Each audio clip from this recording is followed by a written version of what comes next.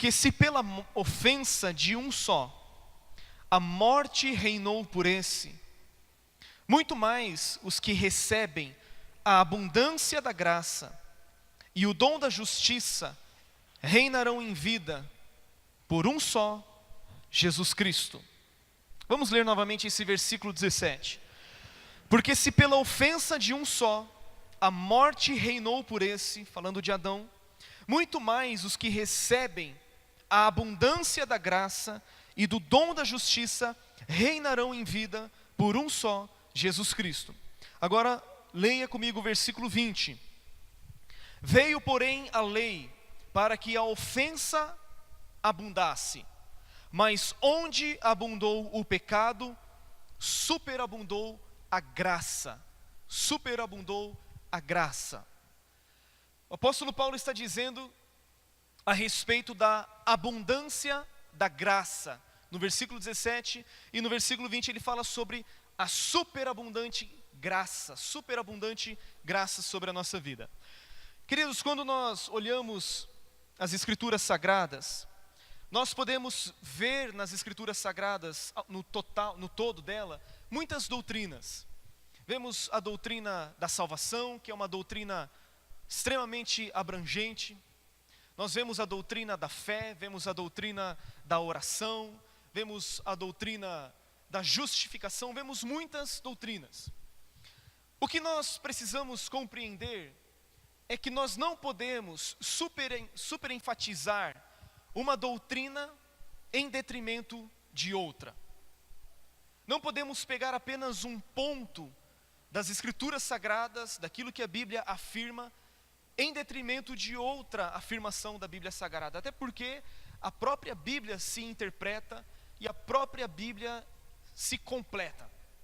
Por exemplo, nós não podemos pegar a doutrina da fé e superenfatizá-la em detrimento das boas obras, da prática de boas obras. Também não podemos pegar a prática de boas obras e superenfatizá-la em detrimento da fé. Por quê? Porque ambas se completam. Porque a fé é consumada pela prática de boas obras. Estou usando isso aqui apenas como um exemplo. E quando nós olhamos a graça de Deus, conforme Paulo diz, tanto no versículo 17 como no versículo 20, Paulo está dizendo que a graça é abundante, que a graça é superabundante. Isso significa que nós podemos desfrutar de inúmeros benefícios da graça de Deus, que a graça de Deus pode proporcionar a mim e a você.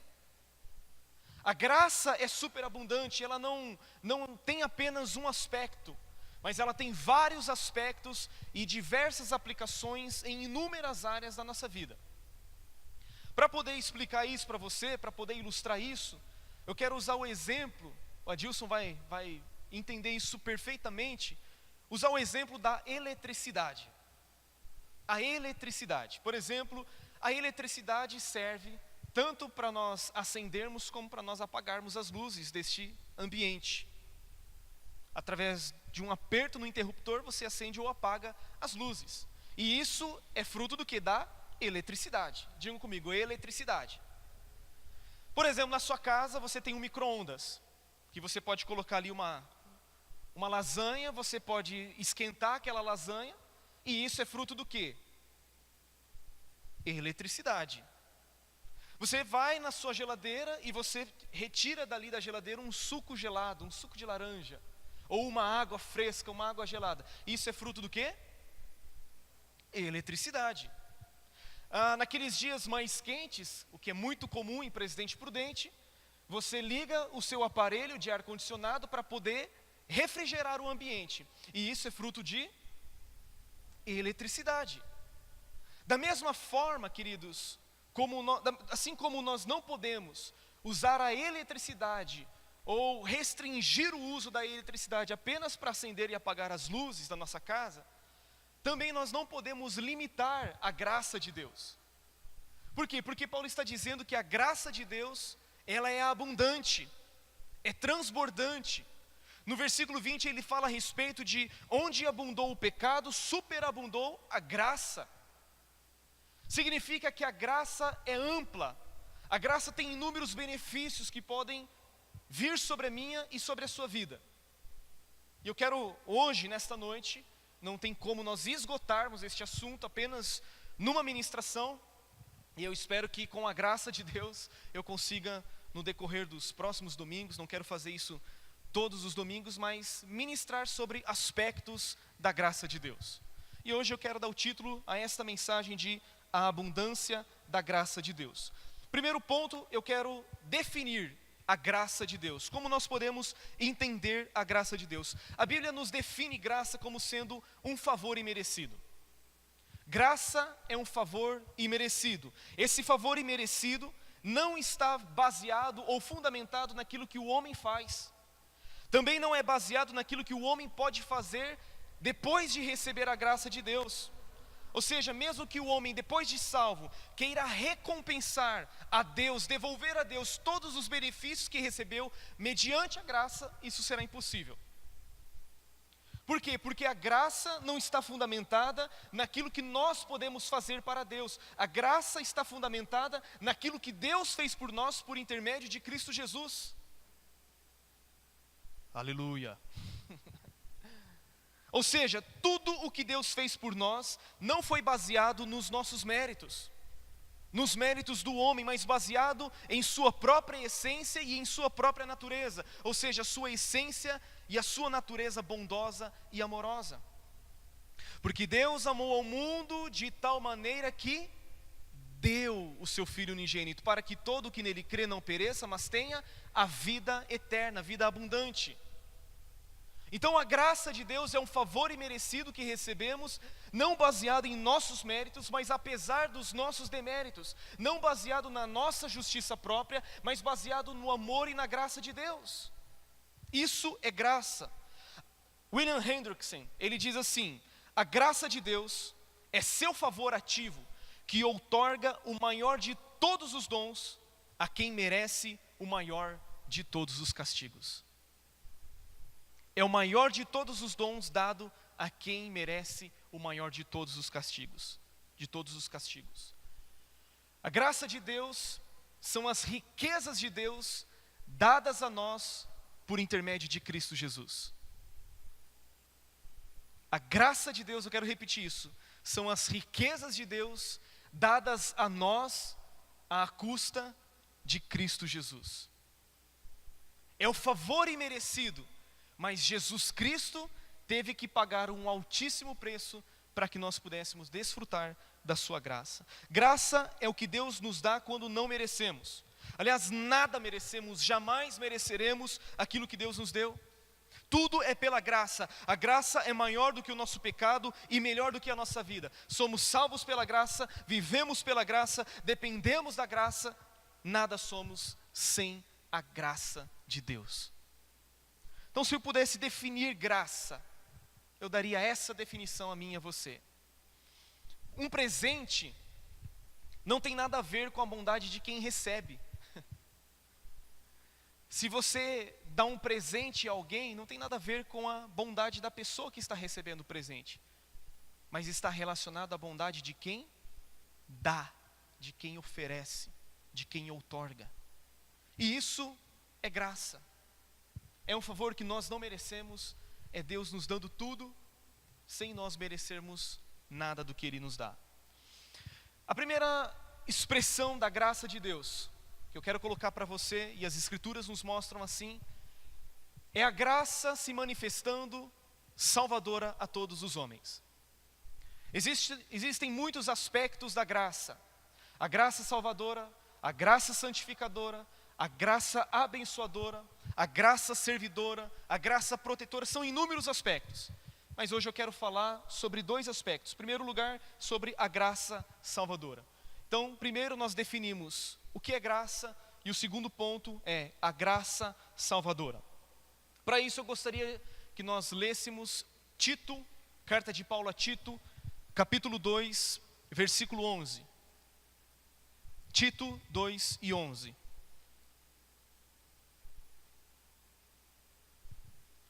Está escrito assim: porquanto a graça de Deus se manifestou salvadora a todos os homens. A graça de Deus se manifestou salvadora a todos os homens. Esta é a primeira manifestação da graça de Deus. Manifestando o que? A sua salvação. Trazendo à humanidade salvação. O primeiro aspecto, a primeira manifestação da graça de Deus é a salvação. Pela graça somos salvos.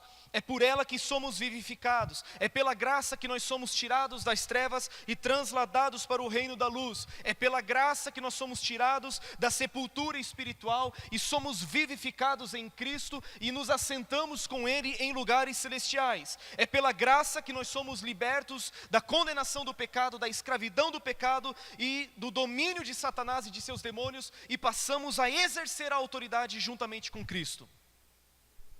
Este é o primeiro aspecto da graça salvadora. A graça se manifesta trazendo salvação. É por ela que nós nos tornamos filhos de Deus. É pela graça de Deus, a graça salvadora, que nós nos tornamos novas criaturas, regeneradas, nascidos de Deus, justificados diante de Deus. Essa é a primeira manifestação da graça de Deus, a graça salvadora. A graça que nos tirou da escravidão do pecado e fez de mim e de você novas criaturas em Cristo Jesus.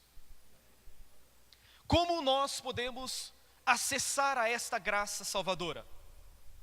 Efésios capítulo 2, versículo 8, está escrito: porque pela graça vocês são salvos mediante a... Espera o texto, né, pastor? Vamos lá. Aqueles que não sabem de cor. Porque pela graça sois salvos por meio da... Pela graça somos salvos, mas como nós podemos acessar a esta graça? Mediante a fé. A fé é um instrumento pelo qual você e eu acessamos a graça de Deus. A fé é o meio pelo qual nós podemos desfrutar de toda a abundância da graça. João capítulo 1, versículo de número 12, está escrito: mas a todos quantos, pois, o receberam, deu-lhes o poder de serem feitos filhos de Deus, a saber, aos que creem em seu nome.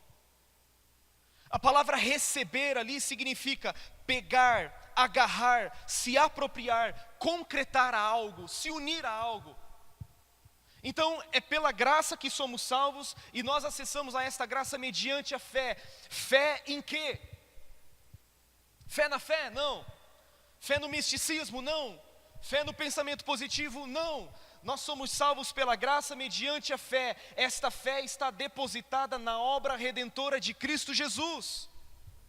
É pela graça que nós somos salvos, ou seja, não é por méritos, não é por merecimento do homem, mas somente aqueles que creem é que se apropriam da graça salvadora. Receber, aos que o receberam, Deus deu o poder de serem feitos filhos de Deus, a saber, os que creem no seu nome. Somente os que recebem, somente os que creem, somente os que se apropriam, estes são nascidos não da vontade da carne, não da vontade do homem, mas são nascidos de Deus. Isto é novo nascimento, isto é regeneração. Quando eu creio na obra de Cristo, quando eu confio em Cristo Jesus como meu Salvador, quando eu deposito a minha confiança nele como meu Salvador, eu me torno filho de Deus, eu me torno uma nova criatura, eu me torno alguém totalmente justo e justificado diante de Deus. É pela graça mediante a fé. A fé é a nossa aceitação. O que é fé? A fé é a nossa aceitação, a aceitação do que Deus fez por nós. Pela fé é que eu abraço a esta graça. É pela fé que eu me aproprio desta graça. É pela fé. Romanos capítulo 5, versículo 1. Romanos 5, 1.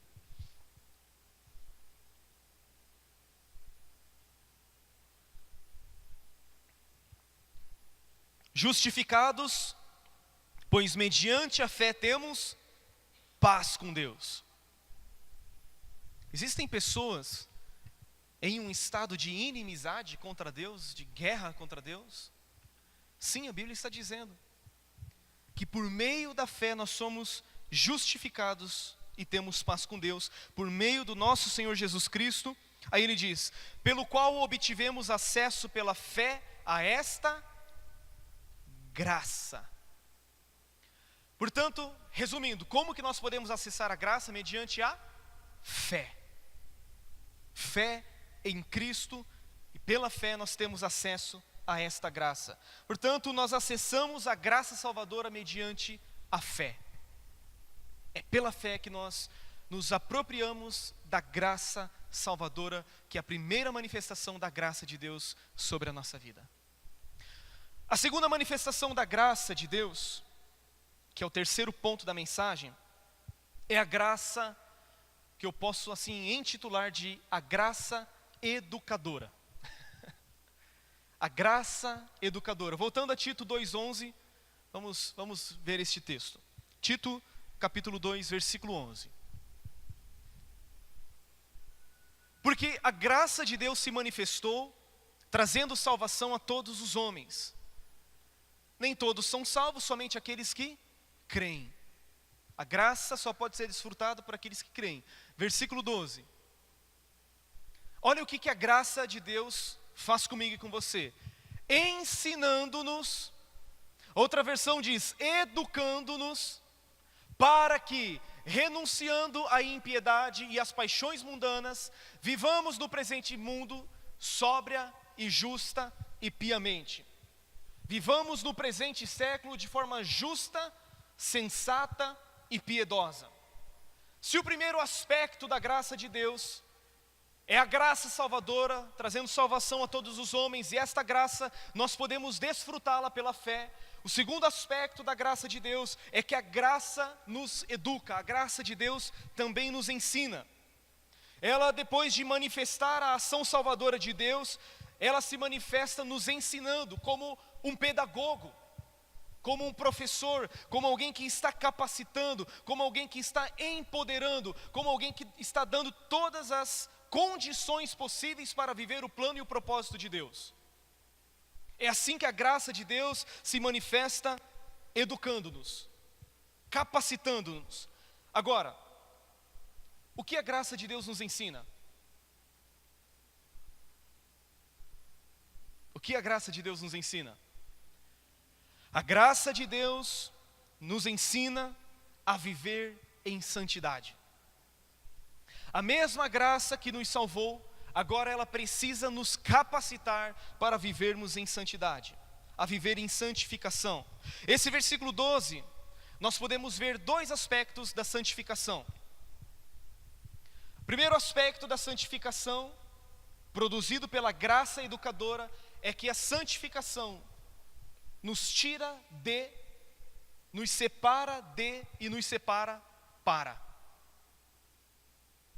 Santificação em dois aspectos, é você ser tirado do reino das trevas, tirado da condenação do mundo, da contaminação do mundo, e você é separado para Deus.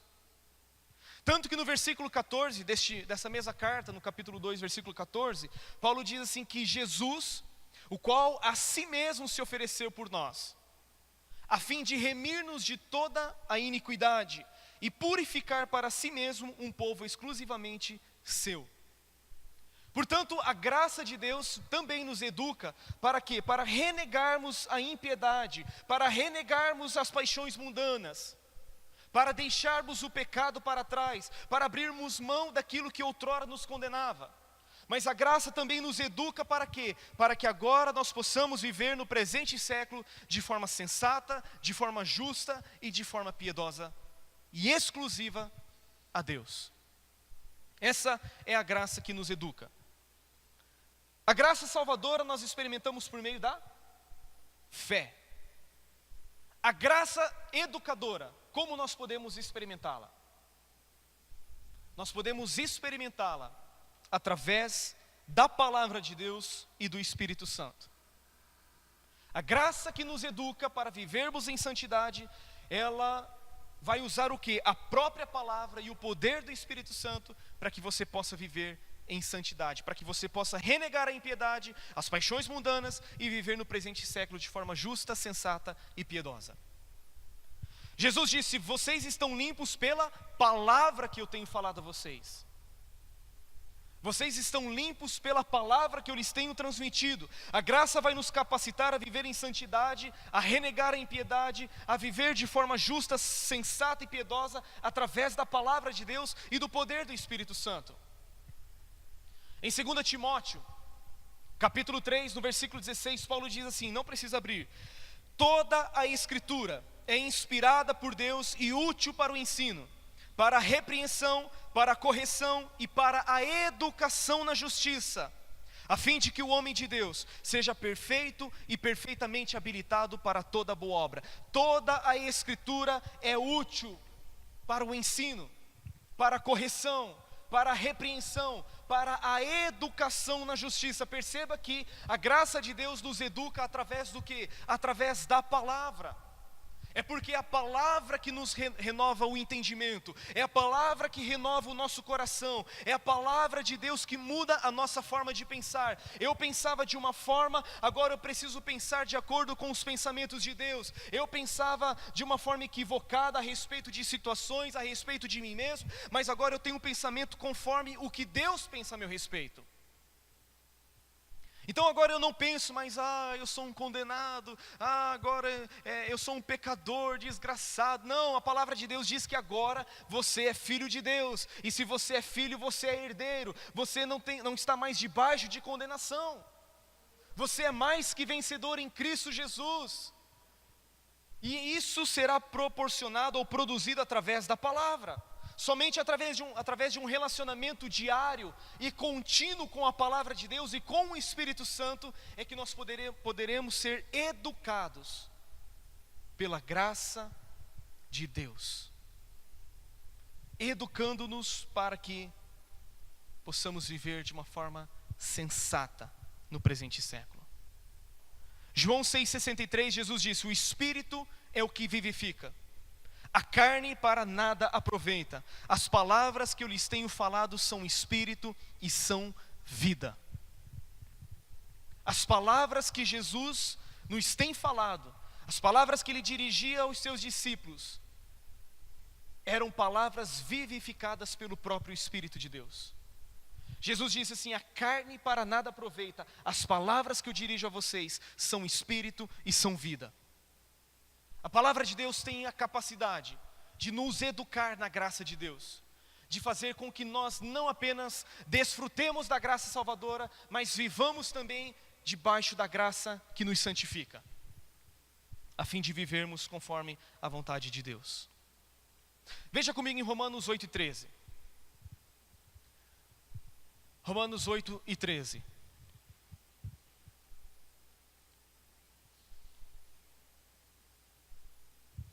Romanos 8,13 está escrito: porque se viverdes segundo a carne, a vez de morrer, lembre-se do que Jesus disse: a carne para nada aproveita.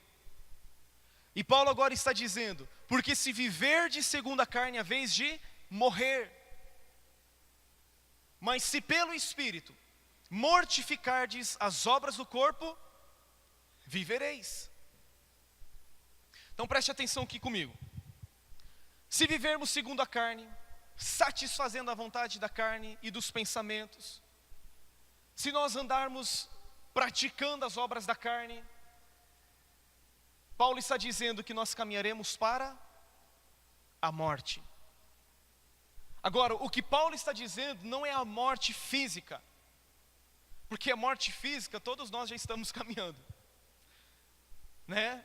O homem já nasce, ele já está com uma contagem regressiva, 70, 80, o que passar disso é enfado e canseira. Agora, quando Paulo diz que se vivermos segundo a carne, caminhais para a morte, Paulo não está falando de uma morte física, mas ele está falando de uma morte espiritual, e consequentemente nós poderemos experimentar a morte eterna. Paulo está dizendo: nós não podemos mais viver pela carne, porque se nós vivermos pela carne, nós caminharemos para a morte. E quais são as obras da carne? Outro dia o pastor Edivaldo ministrou sobre isso, mas apenas para nós relembrarmos aquela enorme lista, Romanos 5,19, ou Gálatas 5,19, perdão. Gálatas capítulo 5, versículo 19.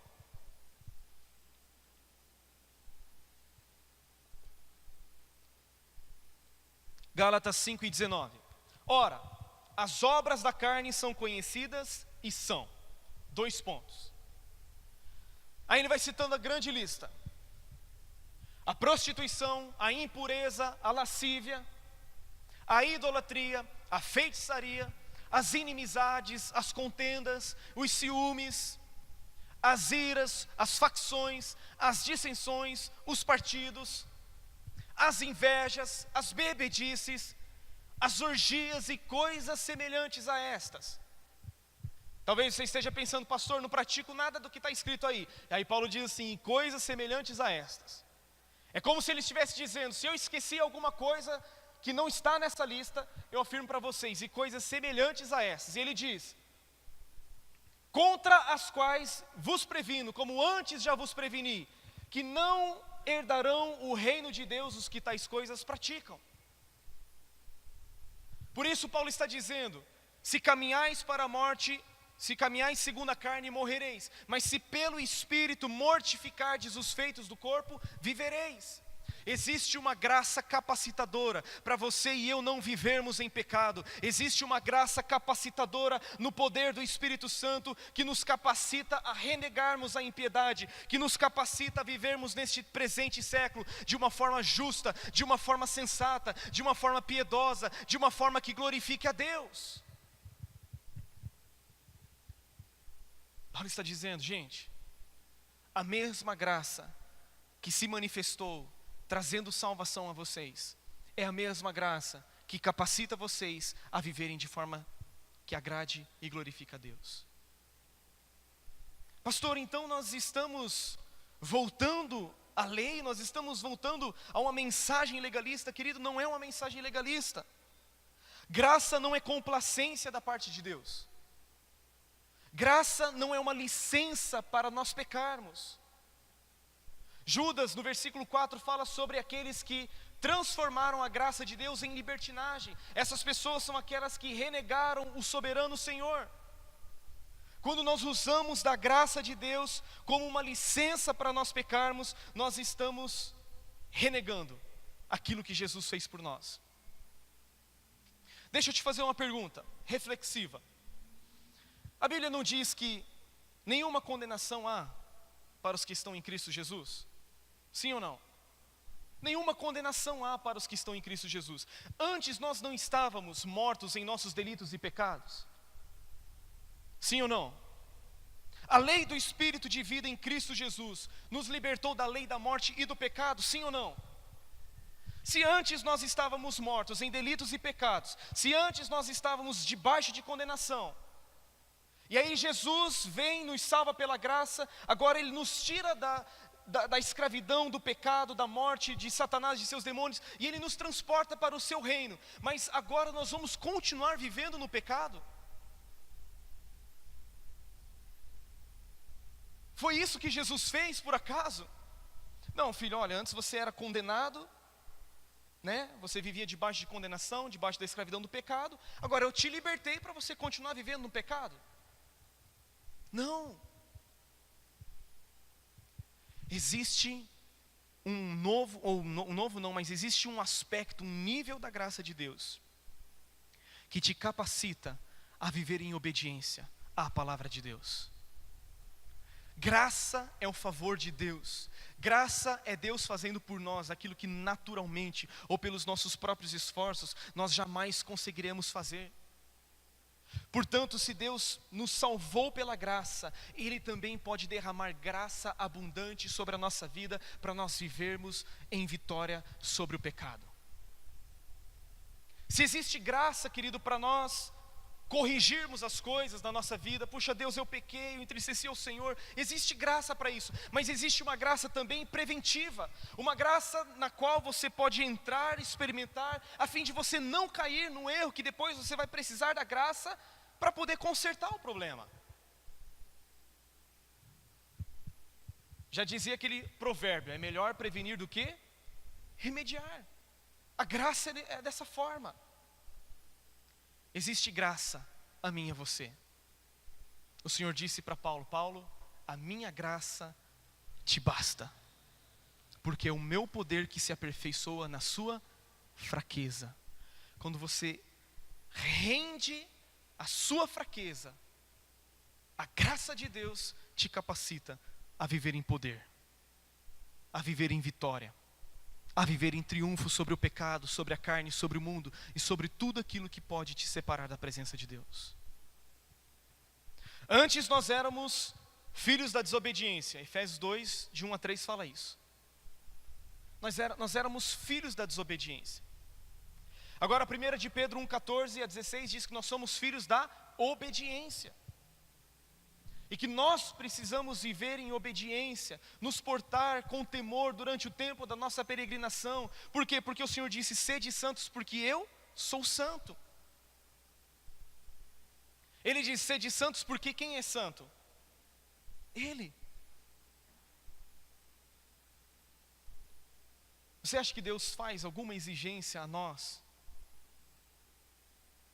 que nós não sejamos capazes ou capacitados por Ele para vivermos segundo a exigência que Ele está nos pedindo?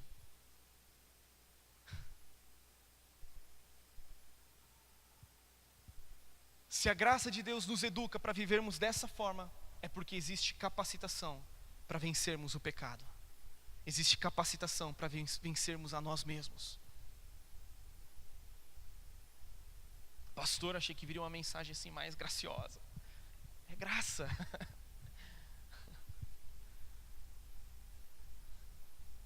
O próprio Jesus disse: aquele que tem os meus mandamentos e os guarda, é esse o que me ama.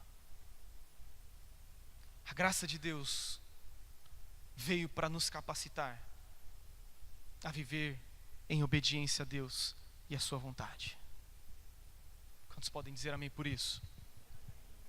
A graça salvadora, a graça educadora, quem sabe nos próximos domingos nós podemos dar continuidade nisso e falar sobre outros aspectos da graça de Deus.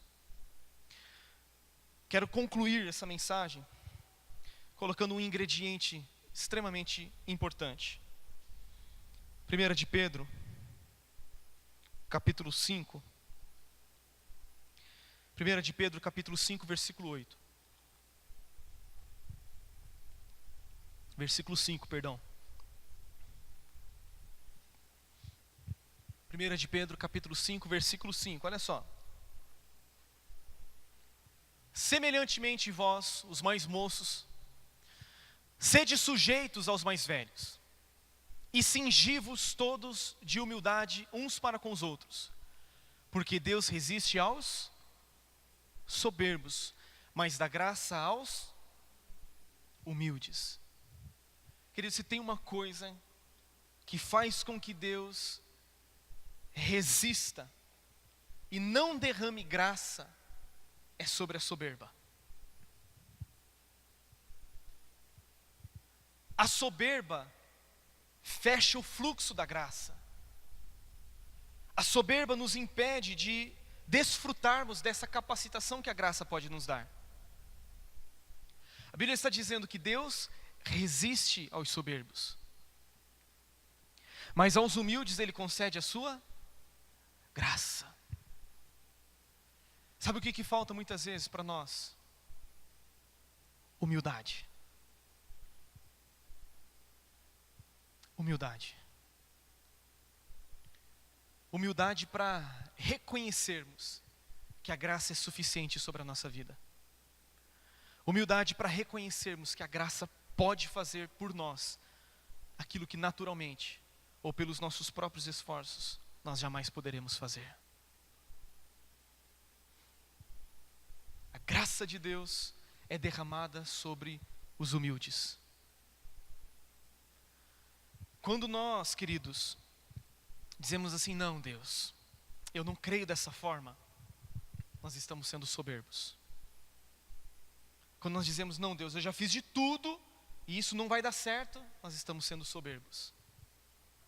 Agora, quando nós nos colocamos numa posição de humilhação, quando nós nos colocamos numa posição de rendição, de sujeição, de nos prostrarmos diante de Deus, a Bíblia diz que Ele concede a sua graça aos humildes.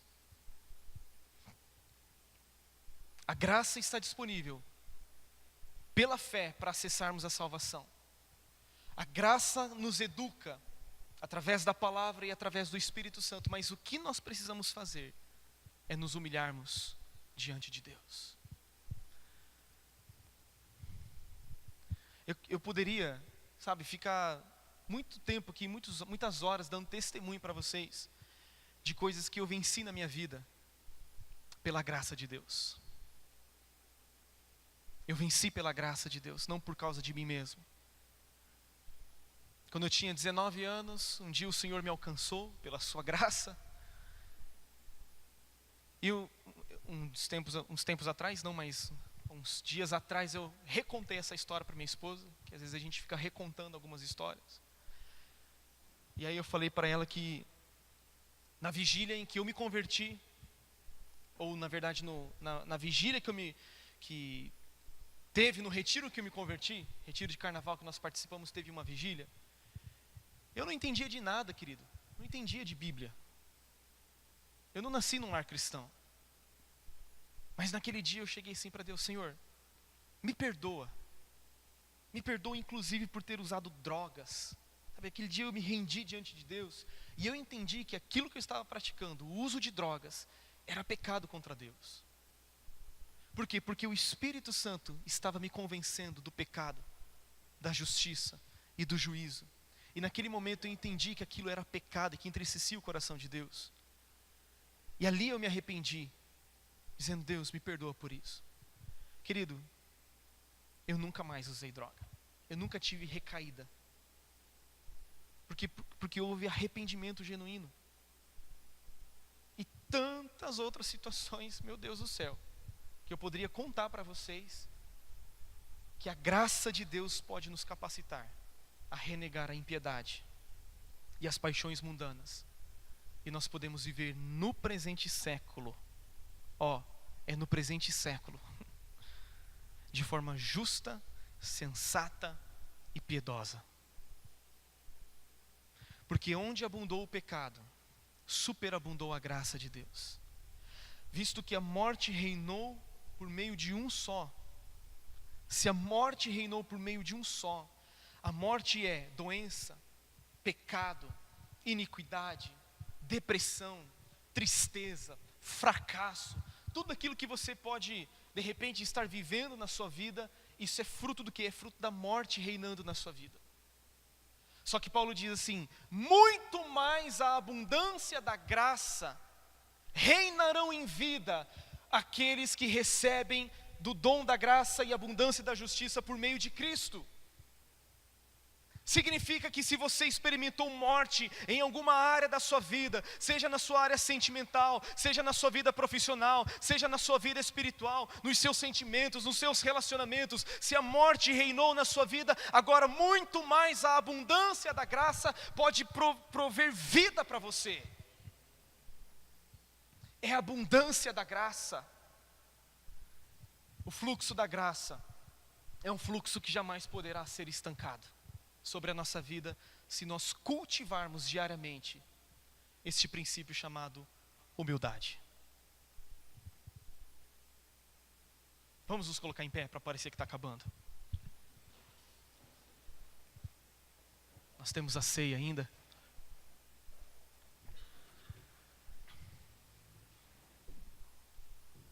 Aleluia.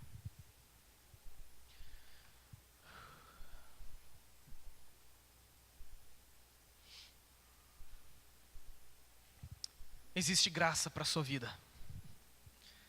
Existe graça sobre graça. João disse: a lei foi dada por intermédio de Moisés, mas a graça e a verdade vieram por intermédio de Cristo Jesus. E ele diz: todos nós temos recebido da sua plenitude e graça sobre graça. Pastor, eu já experimentei um nível de graça, existe uma porção ainda maior que você não experimentou. E nós devemos agora nos achegar confiadamente junto ao trono da graça, a fim de experimentarmos misericórdia e graça, e recebermos favor, socorro em tempo oportuno. Existe graça sobre graça para mim e para você. E nesta noite Deus deseja derramar esta graça sobre nós. Essa graça que vai mudar a sua vida. Essa graça que um dia mudou a sua vida, trazendo salvação a você, tirando você do império das trevas. Mas existe uma nova porção da graça de Deus, um novo nível da graça de Deus, que pode ser derramado e manifestado sobre a sua vida nesta noite. Feche os seus olhos, por gentileza. Aleluia. Aleluia.